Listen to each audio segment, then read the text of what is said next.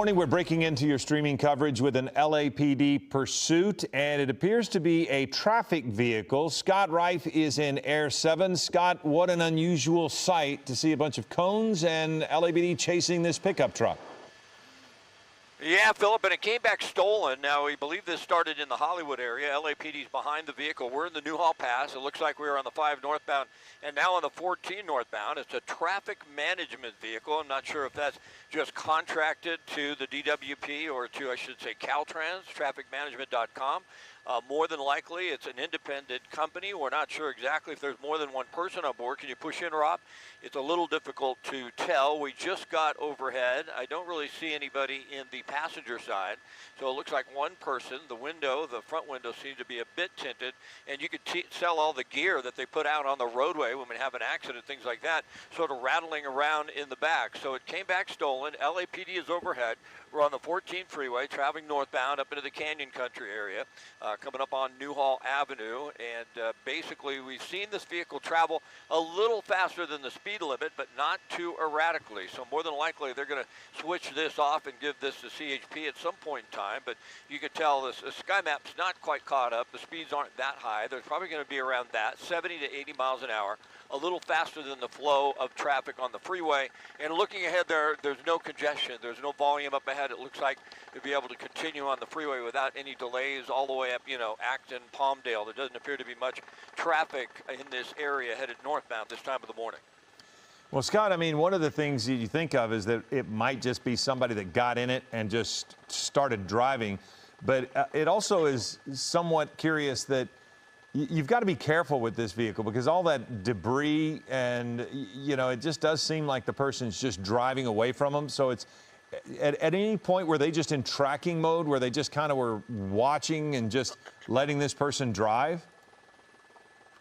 Yeah, I believe for a time there they were in tracking mode, and that looks like a CHP vehicle, if I'm not mistaken. Yeah, it did kind of look like it, yeah. Instead of LAPD. Yeah, and LAPD has the helicopter overhead, and it was LAPD originally on this pursuit, and now they've handed it off. So we've seen this so many times in the past, Philip and Colleen, when they go into different jurisdictions, they'll change their demeanor. For a time, they were just on tracking mode. They backed off on surveillance mode, if you will, with just the helicopter overhead. But now CHP looks like they're right behind him. Can you open up a little bit, Rob? We'll see how many patrol cars are actually behind. And it looks like he's coming awfully close. Push back in once again. That's way too high to do anything like a pit maneuver. The speeds are too high for that. That would really cause a problem. Could endanger people on the freeway here. But CHP has one unit right behind the truck at this point in time, and there's a helicopter overhead. Well, and it almost appeared to me like he was, because you said you were having a hard time seeing into the cab. Sometimes if it's safe, they could pull up and just kind of peek into the cab just to get some information, yeah? Just to kind of take a look and see if there's somebody else in the cab. Yeah, no, there's different strategies, and that could be the case. A lot of times what they do is just say radio up front, and then they get a vehicle on the side of the roadway to get a really good look at who's inside that vehicle. Sometimes you'll see the patrol car speed up and go in front of the vehicle. A lot of times, though, that really makes the driver, the suspect driving that vehicle, start driving more erratically. If we open up a little bit more, you'll see these LAPD helicopter possibly in the shot, but you see two CHP patrol cars. Yeah, it's a little further back, but it's kind of too hard to get to. And so at this point, we're on the 14 northbound. There's almost no traffic headed northbound all the way up in Acton. I can see into Acton at this point, not all the way into Palmdale. And we're seeing a little bit higher than the speed limit, but we haven't seen the vehicle make any abrupt turns or anything like that. It seems like they have control of the vehicle. So at least initially, it doesn't look like they're under the influence of drugs or alcohol, at least from the way they're driving the car. And as you mentioned, it could have been someone who jumped in this vehicle and hopped in it and took off from, some street closure in the Hollywood area. It's just hard to say. We've seen that happen several times, though, in the past. So basically, this person was on the 5 at one point, and then now on the 14. Yep. And as you're heading at the 14, there's a long way to go before there's really anywhere to head from here. As I'm looking at the map, Scott, I mean, you could go way up into Palmdale and Lancaster area before there's just anything. So this could be a long playing chase here. It certainly could, and I don't think they'll intervene and try and stop it on the freeway in any way. Right now it doesn't appear that this suspect is endangering the public. driving a little bit faster than the speed limit, staying in one lane, really not trying to swerve in and out of traffic. And as you mentioned, it could go on for a long, long time because I don't see any delays at all. On the 14 North, and of course, up through Palmdale and up into Lancaster, we're not going to have a lot of volume this time of the morning. Most of it's southbound, and even on the southbound side, it's just sort of thinning out at this time. So at this point in time, I think they're just going to be content to follow along. At some point, the suspect's going to come to their senses, either try and make a run for it on foot, or they're going to try and just pull over, or they're going to run out of gas. And with the helicopter overhead and the patrol car right behind, I don't think they're too concerned about this causing any issues to the public. That's always a concern. We see so many horrible pursuits at high rates of speed, and someone running into another person, killing an innocent person. But right now, I think they're just going to be content to follow along and see how this goes. Yeah, this first came to us around 10 o'clock this morning, a little bit earlier, around Hollywood Way in the Burbank area. It was on the northbound 5 at that point. Not sure what this vehicle was doing. Initially, we kind of thought it might have been a Caltrans vehicle, but it was not. It appears to be a third-party traffic assistance vehicle, and they what just does that mean, Jay? they just had tried to pull him over. It came back as stolen, so this person just took off, went north on the 5, and then onto the 14, as we've seen. But again, this came back as a stolen vehicle on the 5, then took off to the 14, as Scott has told you. And so now we're just kind of looking along, and Scott, as we've seen, I mean, it's going faster than they should at 75 miles an hour, but that's freeway speeds. And that northbound side, there's just nothing in the way. Well, where are they now on the 14? I mean, how far along are they? They've gone past Agua Dulce, past Acton, or? No. We're south of that. We're still leaving Canyon Country. Okay. We just came up on Sand Canyon Road, and you've got to go another, 8 to 10 miles, and then you're going to come into Agua Dulce, and then you go further, and then you're in Acton, and then you go around the bend, and you come down the hill, and you're into Palmdale. So we've got a stretch to go, but the suspect's doing just a little bit faster than the flow of traffic. The speed limit's 65, but when there's nobody on the freeway, a lot of people, are doing 70, 75 at some times. And so the flow of traffic is right around the speed of what the suspect is doing, and that's good because you don't see extremely high rates of speed, and then you don't see the suspect swerving in and out of traffic, trying to get around people. But as we've seen so many times in the past, Philip, that can change pretty quickly. It just looks like the driver, kind of hard to tell. You might be able to tell a little better than me if it's a man. It appears to be, but it's not much of a shot there. Yeah. And we are seeing higher speeds, and that happens a lot of these pursuits. It'll be calm for a little bit. The suspect will get desperate, and then all of a sudden they'll start driving erratically, and they'll really cause a danger to people out on the freeways and then on the surface streets when they get out onto those surface streets. So hopefully the suspect will just give themselves up. They'll realize this is pretty much a futile event. They're going to get caught eventually and pull over. But right now we don't see an immediate threat to the commute. It's not causing any delays. As you mentioned, this could go on for a long time. We're just now starting to get into what would be the southern portion, leaving Sand Canyon up into the Agua Dulce area. It is one of those deals where you wonder the motivation of just a person who would be. Now you've got a pretty good shot there to look in. But the motivation of somebody who would just get into a third-party traffic vehicle and then drive away, clearly a stolen vehicle at this point, but they're just driving now, and so CHP's behind them. And the way they're driving, as you mentioned, Scott, the good news in this is that the commuters at this rate of speed might not even notice that there's a chase going on. The way he's approaching the traffic, it's not going to startle anybody other than the fact that you're seeing CHP officers follow somebody like this. And while they seem to close a little bit here, but seeing this type of vehicle with all that stuff in the back, that might be a bit of a surprise driving at 80, 90 miles an hour on the freeway. But overall, it's just a person driving on the freeway with a couple of CHP officers behind them. Correct. And, the CHP officers behind them are sort of shielding anybody from coming up, trying to go a little faster. I mean, every now and then you will see somebody who's just nuts. they'll come up on a pursuit like this. They'll get into the right lane and they'll go past the officers, right? If the pursuit is around the speed limit, they may go 70, 75 and actually pass them. I've seen that before. Yeah. In this case, though, everybody's staying back. The suspect's doing enough as far as the speed is concerned, up around close to 75 miles an hour. If you open up out of this shot a little bit, Rob, you'll see there's another patrol car behind the initial patrol car there, and then we haven't seen any other vehicles come up and try and pass, because it's crazy. In the past, I've seen that, and it just sort of shook my head and said, really? You're going to come up, there's a pursuit going on, and you're going to try and pass them on the shoulder or in the left lane? But right now, we don't see anything like that. I think the speeds of the suspect are enough that nobody's really going to catch up with them.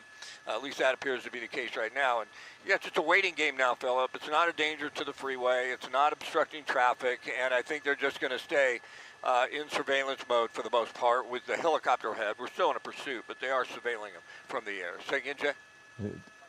Yeah, sometimes Scott will be talking to our assignment desk. So if you'll bear with us as we stream this, Scott has about 3 or 4 different people talking to him. So Jay is at our assignment desk. So when he has a question, he will be talking to Jay. But to Scott's point, I've actually seen people try to pass traffic breaks, which is always an interesting thing. When CHP is trying to actually have a traffic break, you'll see people try to drive around them, which is fascinating. So, Scott, you had something to say from Jay.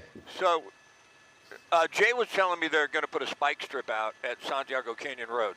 And so we are going to look for that. I'm looking at it right now, and I don't see the spike strip set up yet.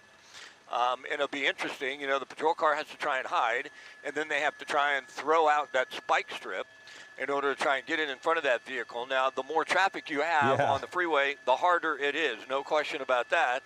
And if the suspect stays in the far left or the far right lane, it's much easier for them to get the spike strip out as well.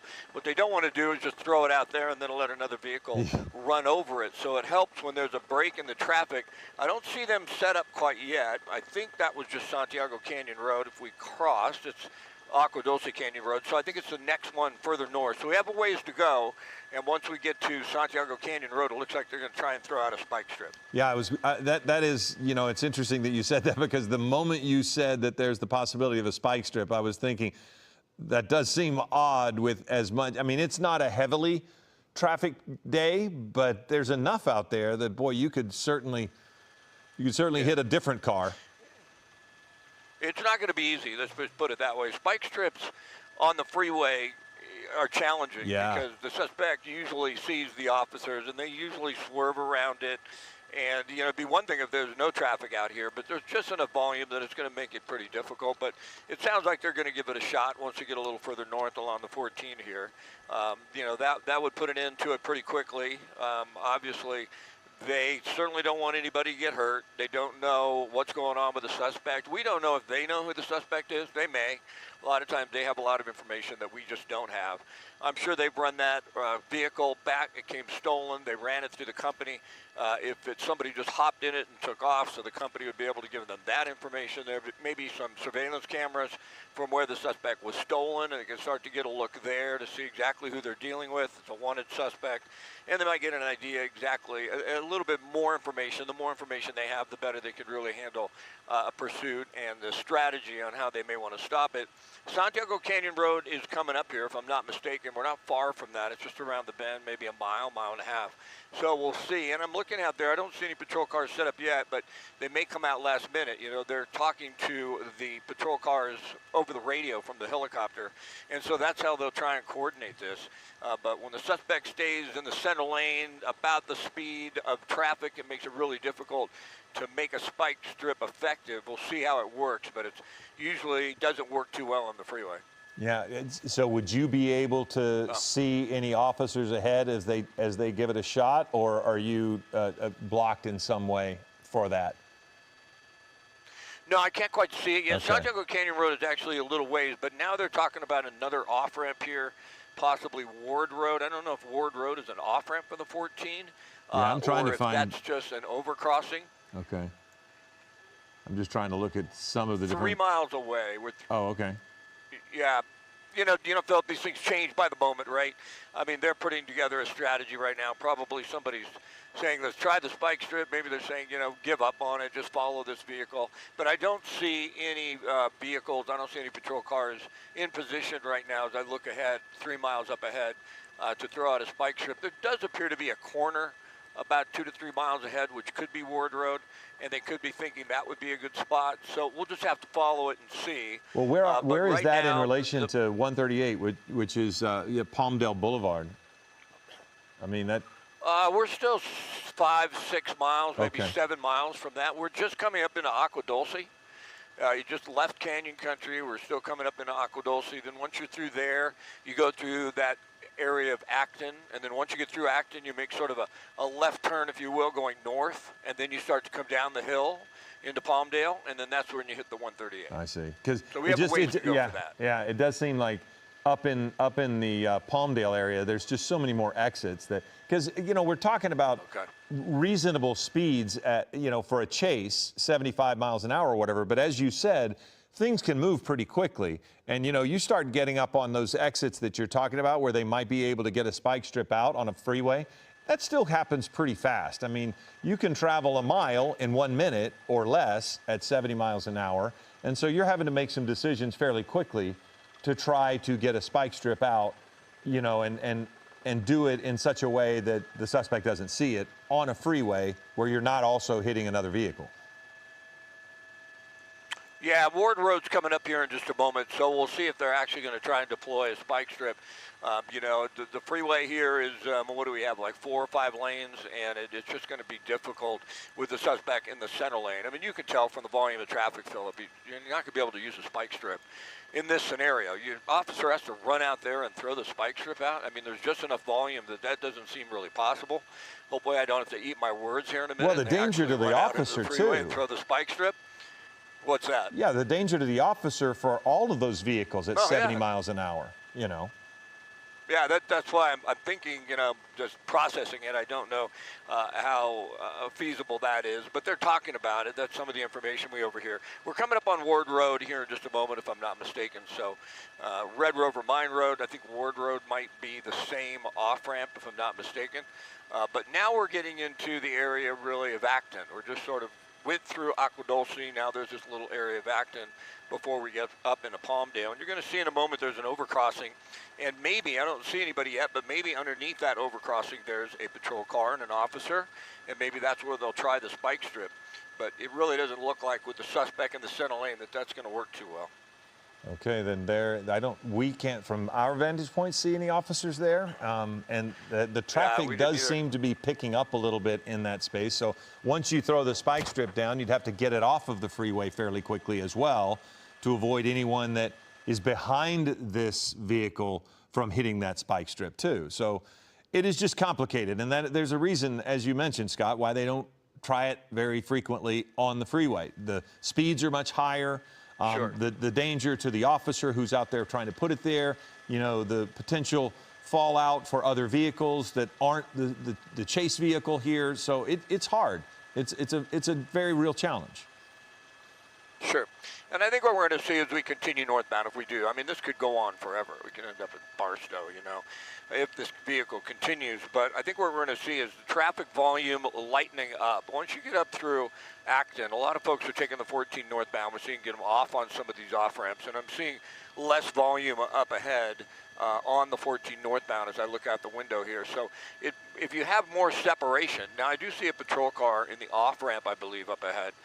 And if you do have more separation, if the volume is lighter, you have more separation between the vehicles, then obviously the spike strip is going to be more feasible. And it looks like they're set up here, right here, if I'm not mistaken, at Crown Valley Road. There you go. There's an officer right there. But, boy, this is going to be tricky. I'm sure they're radioing away if they could just get the traffic to stop. But, it's in the center lane, and I see a bobtail truck. I see a couple other vehicles in the 2 right lanes. Open up a little bit, if you would, Robin. Let's just watch the vehicle head towards him. And I think that'll give us a little better perspective on whether or not this is going to work. Wow. So right there's the vehicle, and it's going to be pretty tough to run out into the freeway and throw that into the center lane. We'll see. But I don't really think that's going to be possible. No. Yeah, because, So they thought about it. just a little bit too much yeah. volume. And Jay, are you telling me they're now canceling the pursuit? Really? Okay, yeah. So they weren't going to be able to pull that off, Philip, but they didn't cancel the pursuit. So it's still ongoing. The helicopter is still overhead, but I don't think a spike strip will be feasible. And we're going to be up into the desert here in another 10 minutes or so. Well, and here's the thing now, though. I mean, he's entering into Palmdale. Or before long, he will. I mean, certainly, as you mentioned, he's still just a little bit south of Palmdale. There is the possibility that he leaves the freeway, leaves the 14 and gets into Palmdale and tries to navigate some of those surface streets. I mean, he has shown no indication to this point, but really, the section of the 14 he was on, there were no spots to get off of the highway. So there's the possibility he might try to get off the highway and try to run away, potentially, if he's to get into Palmdale area. But at this point, we saw that was a great example of what we were talking about, Scott, was the difficulty of trying to throw a spike strip out because there was a box truck coming. There were a couple of other cars that were just making the commute, and all it was happening at 70 miles an hour. And so you're asking a CHP officer to step out onto the highway and somehow throw that spike strip in front of that truck and also get out of the way of oncoming traffic. It was just impossible. There's no way that was going to happen. Yeah, it didn't seem like it. I mean, they're going to try it again right here, but as you can tell, I mean, it just doesn't really seem like it's going to be feasible. So, you know, if we get a little bit further north, the volume gets lighter. If there's a big enough break in between where the suspect vehicle is and the volume in front of the suspect vehicle, there aren't any cars, and then you come up on an overcrossing, open up a little bit, you got another patrol car that just pulled on, so we have three right behind him, then it might be possible, but with the way the vehicle's in the center lane with the amount of volume we have right now, I don't think that's going to be the case. And, you know, there's no rhyme or reason to these things. We follow them sometimes, and the suspect will drive like this, and then all of a sudden, they'll just go crazy. They'll start driving with reckless abandon, and then all of a sudden we'll see some where they're driving extremely dangerously, and then they'll slow down, and then they'll stop, and they'll get going again. So trying to guess what they may do as far as getting off into Palmdale or getting off on 138, yeah. I mean, it's nearly impossible. I haven't really seen, any rhyme or reason to this. I'm sure they're trying to figure out if they can come up with some idea who this individual is. They've got the other patrol cars that were in front. I'm sure they've got a real good look at the suspect. Whether or not they're able to identify him or not, that's unclear. There's another patrol car up ahead. There's a chance. There's a little bit more of a break here. Open up out of your shot. That's one thing I was wondering, Rob, Scott. And you see the break. Well, you see the break in between the suspect and that vehicle. And then now that you're going to see a CHP officer, and if he can run out behind that vehicle, as that suspect vehicle gets closer to the white car, it becomes less feasible. But here's the officer right in your frame in a moment. And boy, I tell you, there was enough space there for a moment that it looked like it might work, and then now it looks like you just weren't able to pull it off. But see, Scott, I'm wondering that because they're pulling more CHP officers out onto the freeway. If they can pull off like a moving traffic break of some sort and keep the commuters behind and create some gap behind him, then maybe they could throw it out there. But it doesn't have anything to do with the vehicles behind them. It's the one in front. It has everything to do with the vehicles in front of them. Right, for sure. If stopping the vehicles behind them isn't going to help, because the suspect's driving at the speed limit or a little faster than the speed limit and coming up on these vehicles, we're not getting separation. Now, there's a pretty good separation right now, but the suspect is driving a little faster than the car in front of him. So to try and pull off making a stretch of freeway that is open, and to try and do that in front of them is extremely difficult. I don't think they'll be able to pull that off. So right now, they're just at the mercy of this suspect and the traffic flow of whether or not they get a big enough break in between the suspect and the next vehicle if they'd have time to get out into the freeway and throw that spike strip. And from what we've seen, that doesn't appear to be the case. Now, we're coming up on the 138 right now.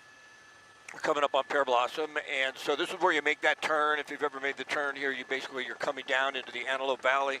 You're headed up into Palmdale and up towards Lancaster.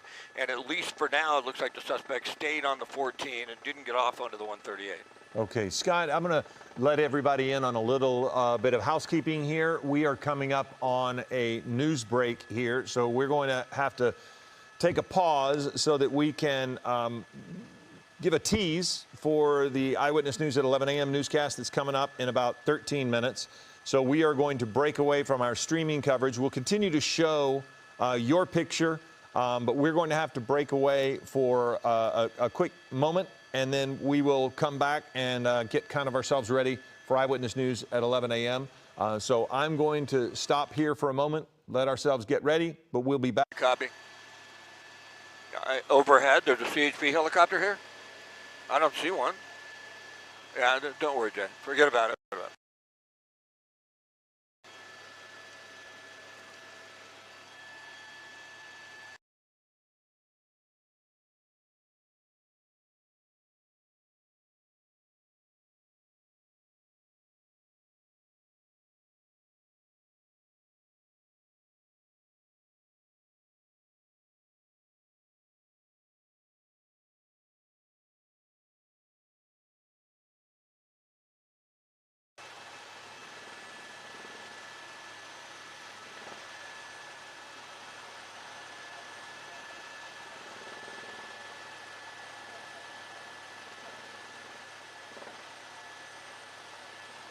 Okay, hold on, Jay. Stop.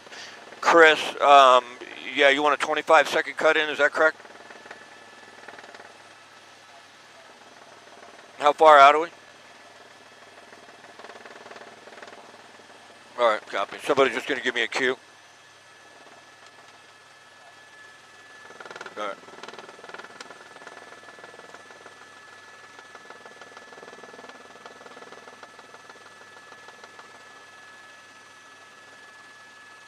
Copy that. Minute out.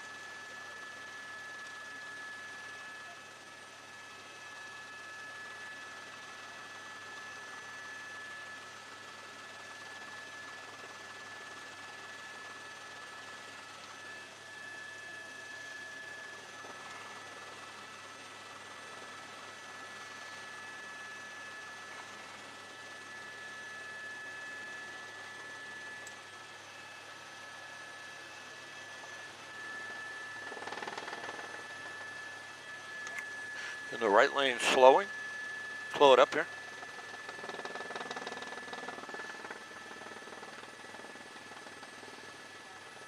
Copy.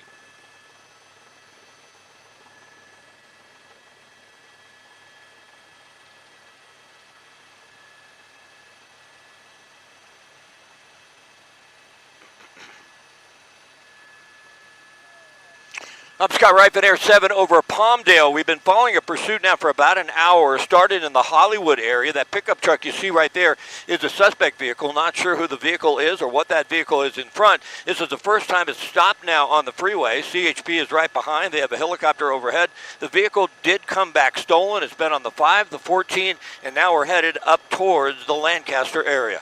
From Air 7, I'm Scott Reif, ABC 7 Eyewitness News.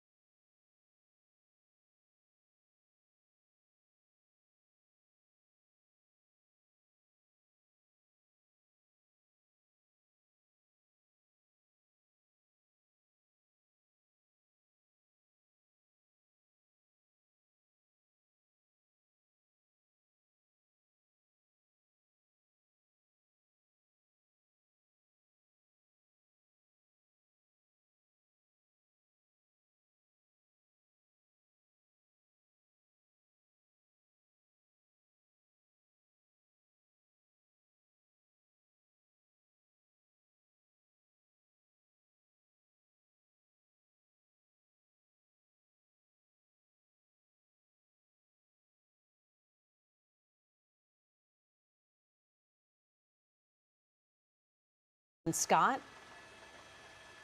Yeah, moments ago they got the spike strip out. We've been following this for a while out of Hollywood, basically on the 5 freeway traveling northbound and then onto the 14 northbound. But at Avenue H, just south of there, it was down to one lane. We're going to try and re-rack the video, but I think they got all 4 tires. It was a successful spike strip thrown out by the CHP. You can tell the right front tire is flat. They go flat slowly, but more than likely this is going to come to an end sometime soon. The vehicle is not going to be able to continue to travel too far on the 14 freeway northbound. Avenue G is the next. That offer-up's coming up in here in just a moment. We're traveling out of Palmdale up through Lancaster in the Antelope Valley, and I believe the other tire's flat as well. It looked like the spike strip was really successful, and there it goes. Boy, at this type of speeds, though, this is really dangerous. You see that rim is starting to tilt a little bit. The tire is going to give way. Then it's going to be driving on the rim. Then we're going to see it maybe collapse, and if the vehicle's traveling at too high rate of speed, you can have an accident pretty easily. And right now, bring up the speed tracker. It looks like the speeds are pretty high for a vehicle that has a flat tire. Seen this happen many times in the past. At one point in time, it'll heat up enough to cause a fire. You'll get sparks, and then at some point in time, it'll even catch the engine bay on fire. So hopefully the suspect will just give themselves up. There's no traffic in front of them any longer. I should say there's only one vehicle in front of that vehicle coming up here in a moment, and then there's no other vehicles in the way of the suspect truck there because he's traveling at a slower rate of speed, and then CHP is stopping all traffic from behind. But more than likely, this will be over here in a few minutes. Yeah, that was an absolute Here's perfect. the video. We just got the video, Philip. Yeah, that was an absolute perfect spike strip. You'll see it right here. And then just right over all 4 wheels, Scott. Nice, Rob. Yeah, more than likely the left front is punctured as well. The right rear doesn't appear to be punctured, but it certainly got that one. But boy, bring up the speed tracker. It seems like the speed is really high right now for a vehicle that, I don't see it, but a vehicle, there we go. 70 miles an hour for a vehicle without a tire on the front, that's really high. So I don't think this is going to last too much longer. At some point that could come off, that hub could just come off the axle. And if that happens, we could see a crash. Just hope not. There are no other vehicles in front of this car now. It's slowed down enough so that we're not seeing any other traffic in front of them. The CHP has all traffic from behind stopped. There was a time where a Tesla tried to get in front of the vehicle and slow them down back in the Palmdale area. Good Samaritan, if you will, but certainly ill-advised. And the suspect did have to try and get around that vehicle and slowed for a bit. But then, as you saw moments ago, that successful spike strip took out the tire. And boy, we're still traveling at a pretty high rate of speed, though. Yeah, and of course we're seeing that this is a very, just in general, this is a very unusual pursuit. This is a traffic management truck. You see all the signs in the flatbed. This is not necessarily a truck that's really good about, you know, agility. It's just a workhorse of a department. And it's incredible to see this driver not pulling over. Scott, I don't exactly know. I've one time driven on a rim, and you have no real control of your driving where you can steer. Is that still the case, would you say, with one of these kind of trucks, or is it because the rim is so wide? Well, at some point, that is definitely going to be the case. Right now, it looks like it's just holding on. But what's going to happen is it's going to heat up. And once there's no more rubber at all left, then that rim is going to start to spark. It's going to heat up. And at some point, it's going to collapse. And if it collapses at these types of speeds, it's one thing going straight and not moving the steering wheel. Be able to do that. It's another thing trying to turn in a situation like this. But from what I've seen in the past, in situations like this, eventually that rim will heat up, and at some point in time it'll collapse, and then the pursuit is over. But just continuing straight, I think the suspect will be able to do that. Trying to make turns, that's a whole different deal.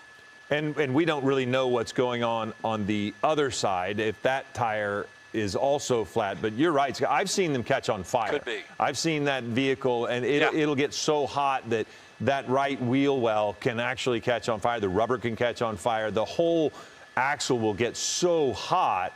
And then, you know, then it becomes dangerous for the person who's driving the vehicle. But if that whole element just collapses, then the vehicle just can jackknife. It can cause a real problem for the person who's driving the vehicle. it's interesting. I covered a pursuit one time of a Range Rover on the rims, an hour. I couldn't believe it. So more than likely, at these speeds, though, that was slow. As you can see, the rubber is completely giving way. Slowly but surely, that rim is going to rub on the concrete. It's going to scratch on the concrete. It's going to heat up. There'll be a lot of friction, and that'll cause a fire. That'll cause sparks, and then that'll spread to the engine bay. But at least for now, going straight at 60 miles an hour, the suspect vehicle is able to continue.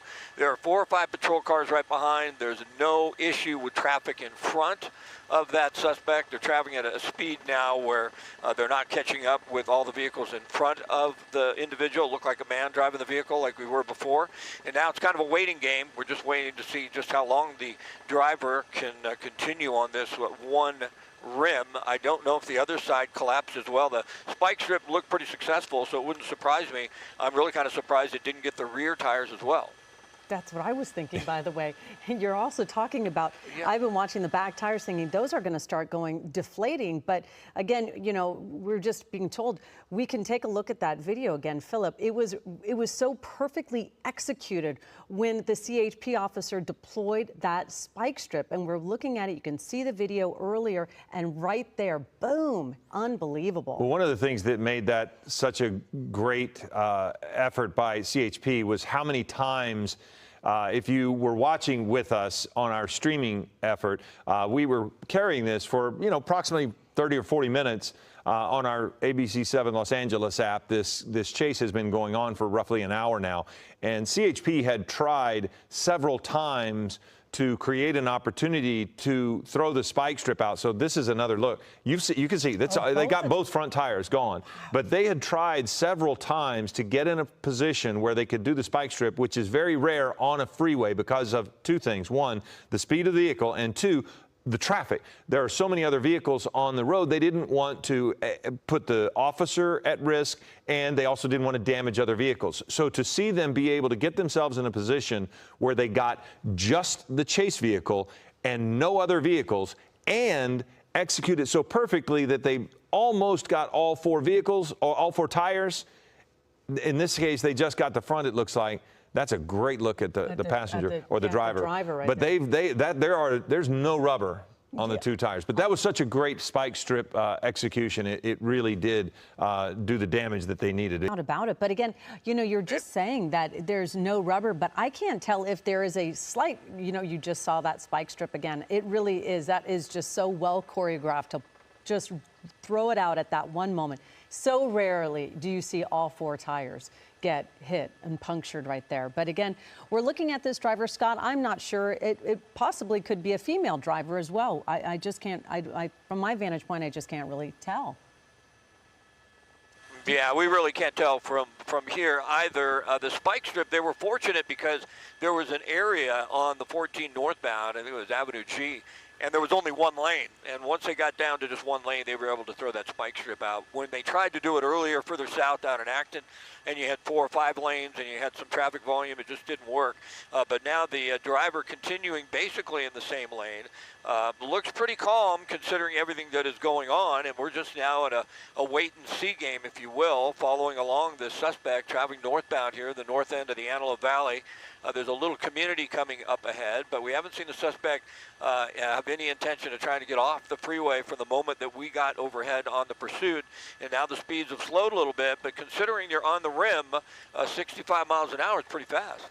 It's also important to note, I mean, once this ends, and it will end, people who are going to be traveling northbound on the 14 are going to have to be aware that this is going to shut down traffic for a while, because it could end up in a standoff, or it could just, we don't know how long it's going to take them to clear this vehicle off the road. But it's northbound. What our exit right now, we're 14 and 55, basically Rosemont.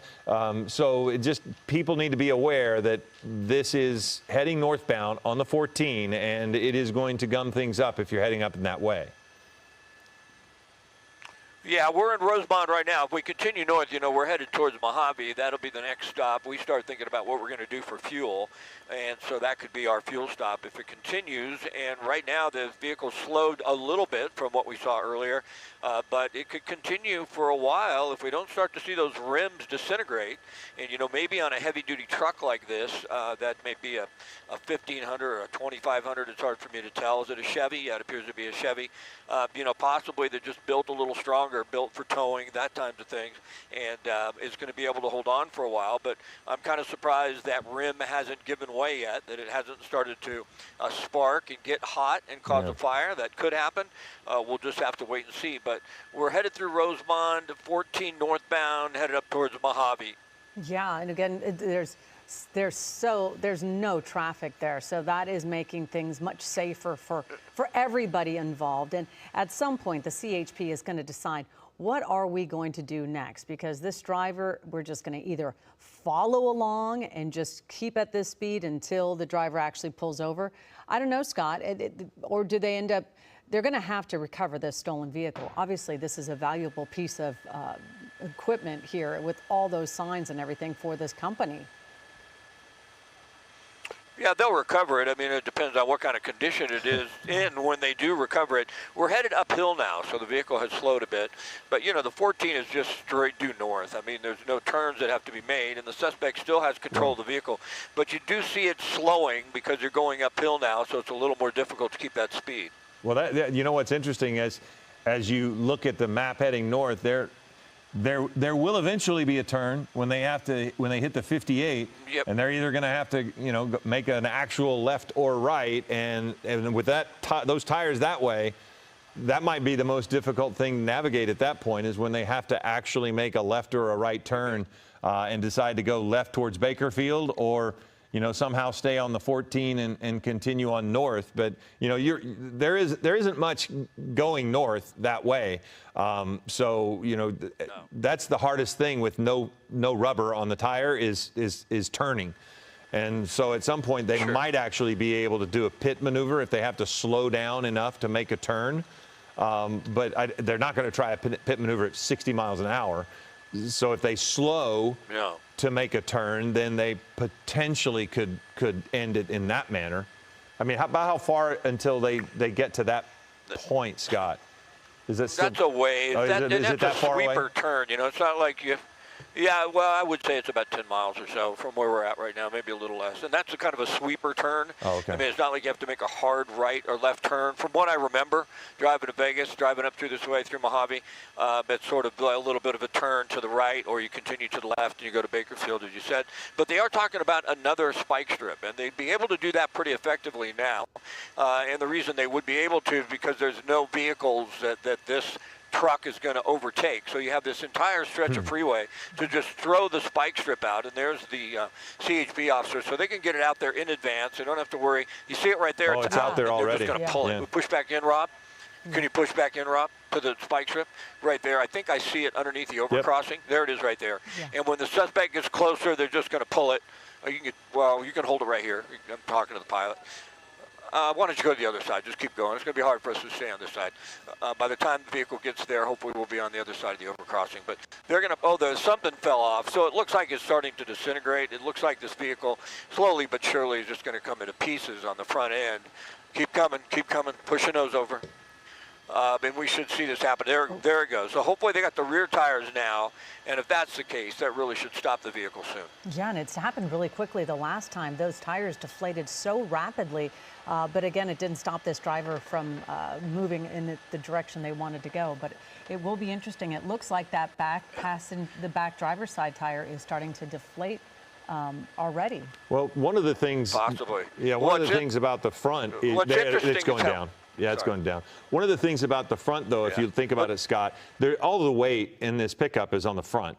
And that's why it's going to disintegrate so quickly. The back, it does have equipment back there, but the engine is in the front, and the back is just some general weight, but it's not the weight of the vehicle. So this will go down, but it's the disintegration of those tires was probably because of the engine and all of that weight that's in the front of that truck. You see the driver really trying to manage that What's wheel. interesting.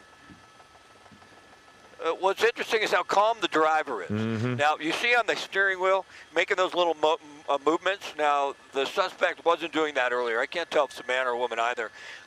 But you can tell now there's a little shaking going on with the steering wheel, so it's getting a little more difficult to control. And now you see, there it goes. The rear tires are going, and open up a little bit because we can see that's flat. I'm just worried this thing's going to flip over, Rob. So it's keep fishtailing. some perspective here.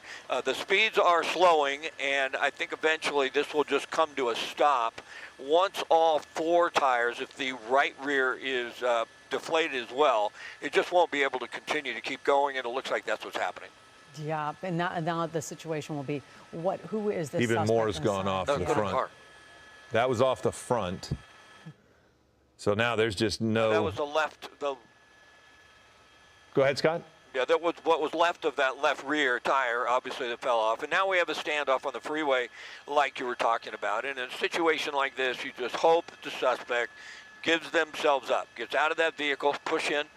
We have to be really careful, too, because if the suspect did come out and make any sharp, quick movements or reach for their waistband, officers could open fire. But right now, it looks like the suspect, it almost appears to be a woman to me. I can't really tell.